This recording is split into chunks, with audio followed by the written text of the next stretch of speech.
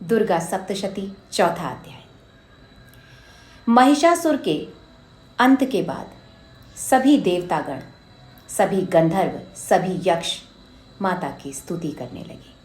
चारों ओर गान होने लगा, अप्सराएं नृत्य करने लगी और आकाश से फूलों की वर्षा होने लगी। देवताओं ने माता की ऐसी स्तुति की जिसमें उन्होंने बताया कि ये देवी शक्ति किस प्रकार से हर व्यक्ति, हर जीव, हर देवी देवता सबके भीतर प्रवेश करके उनके जीवन को सुखी और दुखी बनाती है।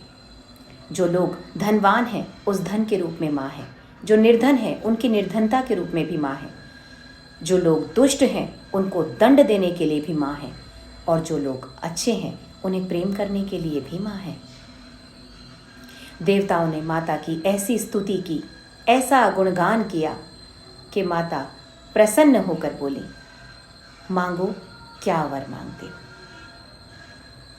तब देवताओं ने कहा, हे मां, महिषासुर का अंत करके आपने हमारे समस्त कष्टों को हर लिया है, लेकिन यदि फिर भी आप हमसे प्रसन्न हैं और कुछ मांगने को कहती हैं तो हम आपसे यही प्रार्थना करते हैं कि आप हमें आश्वस्त करें कि जब भी हमें आपकी आवश्यकता पड़ेगी या हम संकट में होंगे, आप हमारी रक्षा जरूर करेंगे।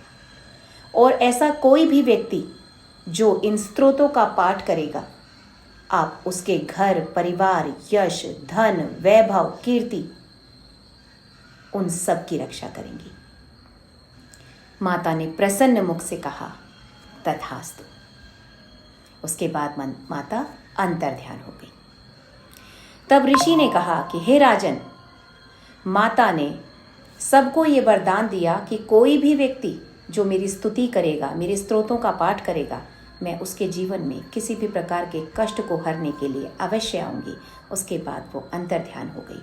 अब यही देवी शुंभ निशुंभ का अंत करने के लिए माता गौरी के शरीर से प्रकट होंगी। अब ये कथा मैं आपको विस्तार से सुनाता हूँ।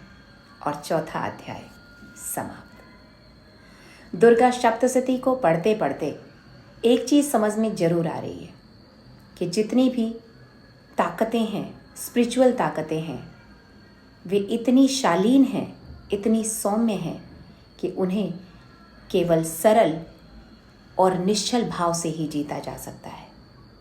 ऐसा कोई भी व्यक्ति जो भीतर से कुंठित है, बाहर से दिखाने में बहुत अच्छा और सरल लगता है, छल कपटी लोगों के लिए इन ताकतों को वो अपने लिए कभी भी पॉजिटिव नहीं पाएंगे।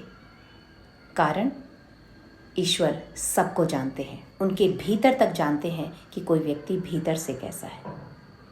अगर आपको ईश्वरीय ताकतों का सपोर्ट चाहिए जो कि सब कुछ देने में सक्षम है, तो उसके लिए आपको लायक बनना पड़ेगा, सरल बनना पड़ेगा, निर्मल बनना पड़ेगा, सबके प्रति प्रेम रखना पड़ेगा, दिखावे का नहीं, सत्य और सच्चाई के साथ आपको सबको प्रेम करना पड़ेगा। जय मां भगवती।